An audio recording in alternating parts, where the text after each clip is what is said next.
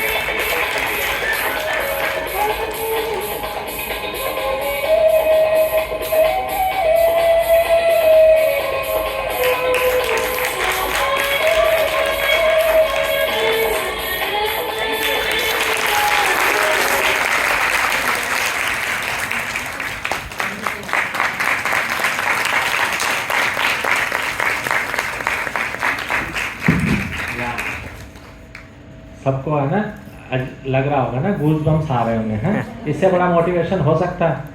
And please understand, he also came to me and he told कि sir पता नहीं मुझे क्या हो रहा है, मैं बाइक पे जाता हूँ मुझे दिक्कत होती है, I go you know somewhere to you know do these programmes, मैं जा नहीं पाता हूँ, मुझे अजीब सा लगता है, and what is happening to me. And you know initially like in many patients, many of them, I think more than 90% they you know end up to the another doctors and they take unnecessary treatments, and then finally he came to me and he is really doing wonderful. I'm telling you, just one tablet, and that is also he's just taking, and you know I think many more you know feathers in come in his life, but till now also if you see his journey at this such a you know young age, he's doing really wonder, and he's involved in many government programs. So you want to share something, please?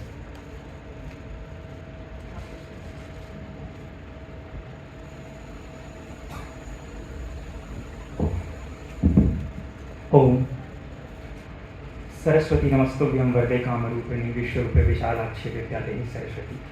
सबसे पहले Batra hospital medical and research centre का मैं बहुत बहुत धन्यवाद करता हूँ, और ख़ास करके हमारे डॉक्टर धर्मेंद्र सर का, जिन्होंने मुझे यहाँ पे आने का मौका दिया और आप सबके बीच में अपनी बात को शेयर करने का मौका दिया। दोस्तों, जब सर से मेरी मुलाकात हुई किसी और कंडीशन से हुई थी, क्योंकि कोविड का टाइम था, और कोविड के दौरान बहुत से लोग अलग अलग तरह की परेशानियों से गुजरे होंगे, क्योंकि मैं योग का विद्यार्थी हूँ, लॉ का विद्यार्थी हूँ, और कई सारे काम, कई सारे सेमिनार कॉन्फ्रेंस रहते थे, और सब ऑनलाइन हो गया था, तो बाहर निकलना बड़ा कम हो गया था। बाहर निकलना कम होने के कारण ऐसा हुआ कि मेरे को विटामिन डी की कमी और इत्यादि हो गई। अपने लेवल पे मैंने प्रयास किया, लेकिन बहुत सारे कारणों में सबसे जो ज़्यादा कारण मुझे लगा, अगर मुझे कोई मेंटल हेल्थ इशू आया, उसका सबसे बड़ा कारण लगा मेडिकल नेग्लिजेंस। अब आप ये कहेंगे कैसे? अगर मुझे सर दर्द हुआ तो मुझे सर दर्द की गोली दी गई, अगर मुझे गैस की प्रॉब्लम हुई मुझे गैस की गोली दी गई, अगर मुझे न्यूरोलॉजिकल कुछ वाइब्रेशन बॉडी में हुए मुझे न्यूरो की गोली दी गई, लेकिन कॉज क्या है वो किसी ने जाना नहीं। और 2 सालों से मैंने गलत दवाइयाँ का सेवन कर करके इतनी सारी बीमारियाँ डेवलप कर ली कोविड के दौरान में कि मुझे बहुत ज़्यादा घबराहट हो गई। लेकिन चूंकि मैं अवेयर हूँ, पढ़ा लिखा व्यक्ति हूँ, सुप्रीम कोर्ट में प्रैक्टिस करता हूँ, तो मैंने गूगल पे रिसर्च किया और मैंने कहा पढ़ाई उड़ाई गई साइड में, पहले हेल्थ इज वेल्थ। मर गई है जीव तो काखा ही है जीव, जब मैं बचूंगा ही तो कुछ जीवन में कुछ करूंगा ही क्या। तो मैंने गूगल पे इसके बारे में पढ़ा और डॉक्टर साहब के बारे में देखा कि he is my nearest secretary इन दिल्ली, और इनके पास गया। और सच मानिए जो भी कंडीशन थी मेरी, गैस्ट्रोलॉजी से लेके फिजिकल से लेके, बस ताकत की गोली और विटामिन डी की गोली खा के मैं ठीक हो गया। और सोचिए चीज कितनी बढ़ती जा रही थी। तो मुझे लगता है कि हम जो साइकेट्रिक जो पेशेंट हैं जिनको इशू हो रहे हैं, उनको गलत दवाइयां देके जो नेग्लेक्ट कर रहे हैं और उनके कारण जो बीमारियां डेवलप हो रही हैं, इन पे भी काम होना चाहिए। आज मैं आपके साथ साथ अपनी पर्सनल एक्सपीरियंस के साथ कुछ एक्सपीरियंस और ये शेयर करना चाहता हूँ कि अभी आपने देखा कि बहुत सारे डिग्निटरीज यहाँ पे आए और उन्होंने अपनी बात रखी और कई सारे मुद्दों पे बात कही, लेकिन एक सबसे बड़ी बात पता है क्या है? वो सारे मुद्दे मुझसे जुड़े हुए थे, क्योंकि I am practising lawyer with Supreme Court, I am criminal lawyer. तो मैंने ये चीजें देखी कि डाइवोर्स के जो आते हैं क्लाइंट, सेक्सुअल हरासमेंट के जो केसेस आते हैं हमारे पास, रेप विक्टिम्स आते हैं, सुसाइडल कैंडिडेट्स आते हैं, इन सबके केसेस में लड़ता हूँ। हमें भी पीड़ा होती है, दुख होता है, और समाज में लोगों को न्याय नहीं मिलता। आपने कभी सोचा है जब बंदा किसी के घर पे समन या पुलिस आती है तो कितना घबरा जाता है? उससे बड़ा स्ट्रेस मोमेंट उसके लिए क्या क्रिएट होगा कि कोर्ट का नोटिस आ गया, दरवाजे पे पुलिस खड़ी है, उसकी कोई गलती नहीं है।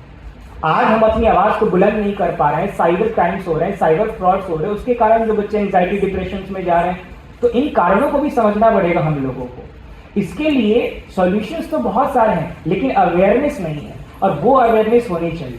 अच्छा, जैसा सर ने अभी हाईलाइट किया कि मेरे को फिजिकली चैलेंज है, आपको एक बात पता है, मैं योग में 3 बार वर्ल्ड चैंपियन रहा हूं, लेकिन अभी सुनिएगा, लेकिन नॉर्मल लोगों के साथ खेल के मैं 3 बार वर्ल्ड चैंपियन रहा हूं योग में, क्योंकि दिव्यांगों की तो कैटेगरी नहीं थी।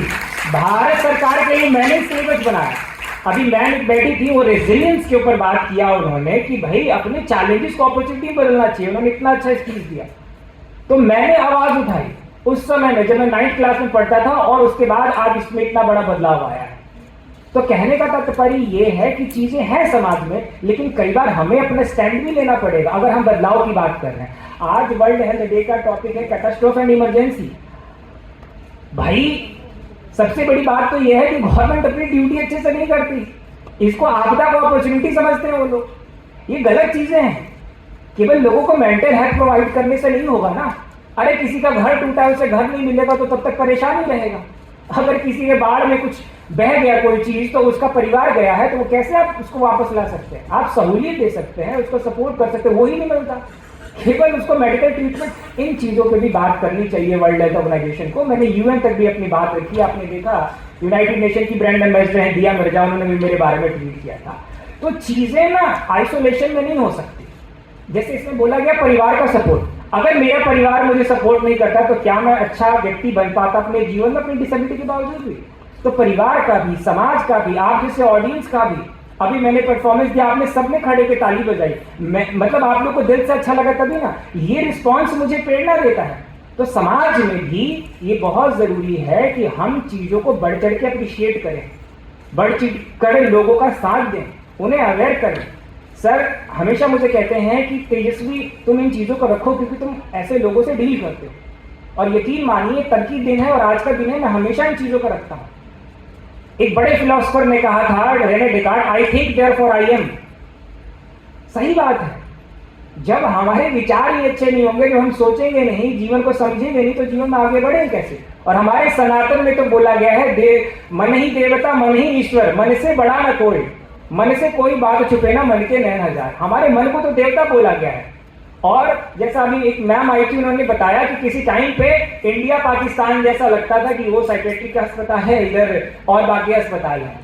इस तरह का आइसोलेशन नहीं होना चाहिए। पेशेंट अगर किसी भी कारण से बीमार होता है तो सबसे पहले जिस चीज से गुजरता है, मैं समझता हूं मेंटल ट्रॉमा से गुजरता है कि अब मेरे परिवार का क्या होगा। जब जेल से कैदी छूट के आते हैं हथकड़ियां लगा के, मैं देखता हूं उनकी वाइफ, उनके बच्चे बस इतना कहते हैं कि चिंता मत करना। मैं इतनी सी बात कहने के लिए मेरे आगे पीछे घूमते हैं कि वकील साहब एक बार बस उनसे बात करवा दीजिए कि तुम चिंता मत करना, इतनी सी बात कहने के लिए। सोचिए कितनी बड़ी सहूलियत मिलती है उन लोगों को। और हम भी पूरा प्रयास करते हैं कि हमारा जो क्लाइंट है अपने उससे बात कर ले। और वही दो चार छोटी बच्चे, पैसे कहाँ, रेजिमेंट कहाँ से करोगे, कैसे करोगे। लेकिन आपने सोचा जेल में कितना उनके साथ बदतर बर्ताव होता है। आज आप सभी अवेयर हैं, इसलिए आपने मेरी परफॉर्मेंस देख के ताली बजाई। यही अगर मैं कहीं और करता तो लोग शायद इसको कुछ और नाम देते। गांव की बात कर रहा हूं, देहात की बात कर रहा हूं। तो ये सब अवेयरनेस ना होने के कारण है।